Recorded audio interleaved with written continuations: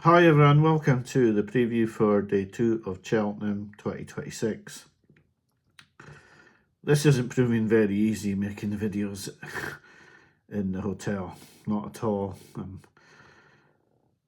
It's not like having a tripod at home, that's for sure. Now I've put up bets 10, 11 and 12. Two of them are at doubles, including Lossiemouth. That's due to the prices collapsing on a lot of horses, and the only way I can get a bet on them is the double them up with Lossiemouth. If not, they would have to be left out. So we just got to hope she's going to win. I think she will, but you can never tell. Getting on to the preview for day 3 now. It's going to be short and snappy, and it really isn't easy to make this. You've got no idea sort of what I'm doing to get this video out. The first race, the Turners, really tough. 20 runners. No drama this ends drifting, but he's got a great chance. King Rascal Grey and Ballyford come out of the DRF race with Talk the Talk, and we don't know how he's run yet, but you know, I can't make this video tomorrow night or it's going to be very difficult for people to watch it, so I'll make it tonight. I do fancy King Rascal Grey in this race. I hope he's going to improve a lot from the DRF, where he drifted really badly just before the off, and I just feel he's got a lot of improvement in him, but this is going to be, 20 runners in the Turners unheard of. Quite often we've had 8 runners, 10 runners in this, so it's just going to be a difficult race to bet in. I think Wednesday's rating is fantastic. It's not easy to pick winners, but it's fantastically competitive. I like King Rascal Grey. I hope he'll win this race. Paul Townend's on. They have gambled sober in probably in the past week. The Malinshard have backed that, so it's good to see that Townend's stayed loyal to King Rascal Grey.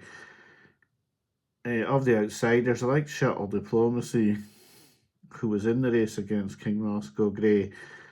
But it could be that if King Rascal Grey bombs out, that Shuttle Diplomacy, because he was in the same race and the form line's the same, he could bomb out. But I do like him each way. Hopefully you get 4 places in this race now with so many runners. The second race is the Brown Advisory, very tough as well.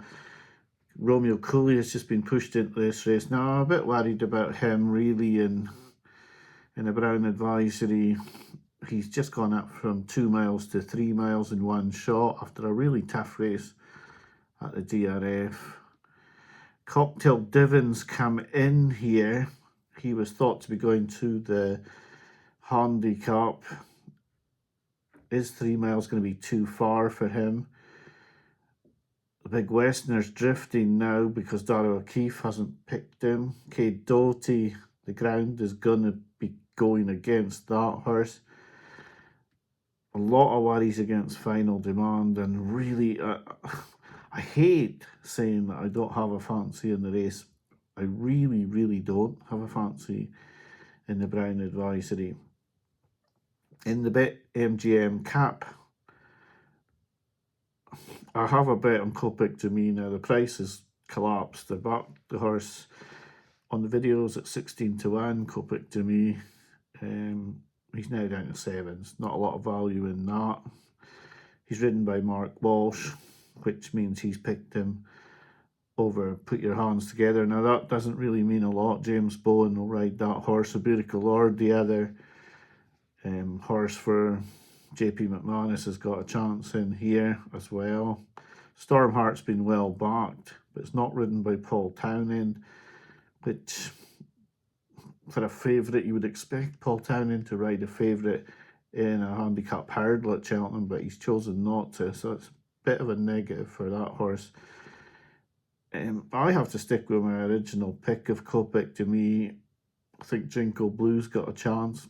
11 to 1's a bit skinny on him. There are outsiders as well, but the two that I looked at for value were Copic to me. but that was when he was 16-1, and Jingle Blue when he was 16-1, and now they're 7-1 and 11-1, so they're not such good prices. I wouldn't really want to be with the Yellow Clay. I think, I think I'll just stick with Kopik to me, but he's not really at a price where you should be thinking of backing him. Pretty similar story in the next race where I backed Favori de Champdou on the videos, and it's going to be a big day for the videos because we've got a good price on this horse as well. We've got 9-1 Favori de Champdou, and he's now down to 3-1 favourite. I do think it's between Favori de Champdou, Stamptown, Vanillier and Desert Moorhouse. I don't see the winner coming from out with that 4. I hope it'll be Favori de Champdou clearly, but you can never tell. Hopefully Jack Kennedy can get this home and get the videos into profit for the season. It will be a good winner for us if he can win, but there are no guarantees. We've got the value, and that's all you can do. Similar to Kopik to me, we've got 16s on a 7-1 shot. Here we've got 9s on a 3-1 shot. It doesn't guarantee victory, and we just have to hope that we're on the right one. In the Champion Chase, conditions aren't really going for the horse I fancy, L'Eau de Sud or Majborough the favourite. I'm not really sure who they are going in favour though. They would have been in favour of the Marine Nationale, the reigning champ, but he's out. Calixlos probably will like the ground at 8-1. He'd have a chance. I have to stick with L'Eau de Sud because I've been with him all season. He won't beat Majborough if Majborough jumps well, because Majborough is just a better horse than L'Eau de Sud and the rest of this field. Majborough can beat Majborough. The others can't beat Majborough. That's just the long and short of it, to be honest. He is a long way ahead of the others in this race. It's just whether he's error-free on the night. Well, on the day, if he's error-free on the day, he's more than likely to win, but he's 4-5, and it's very difficult to advise a 5-4 on shot that really doesn't jump so well. Very difficult race to analyse when you've got a favourite who is by far the best horse, but doesn't jump. Always jump like a 4-5 shot, so it's your call whether you want to be backing a horse like that. Race number 6 is the Grand Daniel, and I've put a bit up tonight on Lossiemouth, doubled that with Jazzy Matty, just plainly because I can't back Jazzy Matty at the price he is now. So double him up with Lossiemouth, who I like, as I said, and hopefully he will run a big race. Oh, I'm sure he will run a big race. He's just got to be able to take the £8 rise. Whether he can, who really knows whether he can or not, but I like him in this race. I think he's a good horse, and I'm hoping that Lossiemouth will win to give us a bet on him, and I am quietly confident that he will go very, very close, Jazzy Matty.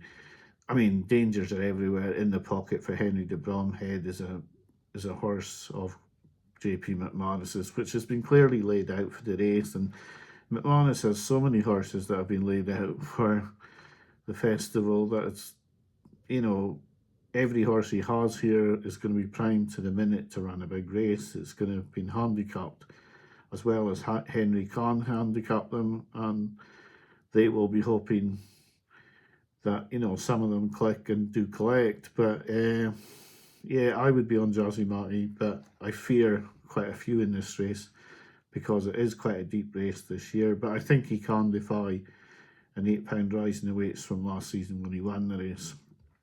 The final race is the bumper, and I do respect Steve's choice of the Morn Rambler on the joint videos we do, but my own fancy on that video was Keren, and I've had nothing to put me off Keren. In truth, I like the horse. I thought he was fantastic when he won his bumper. People will say he's only had one run. He is a flat horse. The ground's probably come for him. Paul Townend's picked him. Patrick can't ride him because Got a lighter weight because he gets £10 for being a 4-year-old. I like him in this race. I like Kerrin in this race. Hopefully Townend can get him home. I think he's around 8 or 9 to 1. I worry about the Morn Rambler, but I would definitely be on Kerrin in this race at 8 to 1. There's not too much of the bank left, so it's gonna be, I don't know if we can afford to back Kerrin. We'll see tomorrow night. I think it was gonna be, I think there's £85 of the bank left now. We have got bets on both Thursday and Friday already running. We'll see tomorrow night how we've done. We haven't got a lot of bets running tomorrow that have got a good chance, but we do have Majborough, so we'll see how I feel tomorrow night. But I would imagine we're finished betting on the races for Wednesday and Thursday, to be honest, with only 85 of the bank left. But we have bets on those days. But yeah, just finally, to quickly summarise, I do like King Roscoe Grey and Shuttle Diplomacy in the Shuttle Diplomacy each way of King Roscoe Grey only win. Yeah, the Browns I don't really fancy much, although I would give, yeah, it's not really a race I fancy much in, to be honest, the Browns. The Bet MGM Cap, I'm happy with the Bet on Copic to me. I'm happy with the Bet on Favori de Champ too as well, although there's dangers. The Champion Chase, the odds-on favourite should win, but he's a law unto himself. I like Jazzy Matty in the Grand Annual, and I'm quite keen myself on Kerrin in the bumper with, a strong mention for Steve's horse, the Morn Rambler, as well. And as an outsider, it's only a game. If he behaves in the prelims, is probably better than he showed at the DRF. I'm sorry it's been a quick video.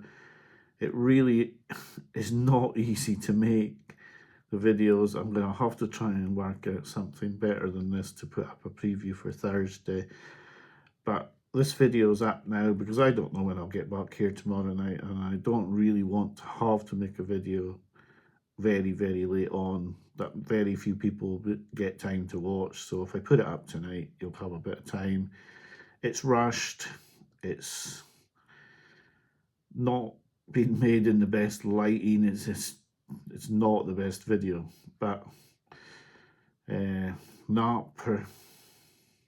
for Wednesday. I think I'd go quite a sporting nap and go for Kerrin, and that's Quiryn in the bumper. I like her, like him. Sorry, yeah, he hasn't got the profile to win the bumper, but I like him to win. I think he'll run a big race. Thanks for watching. Bye for now.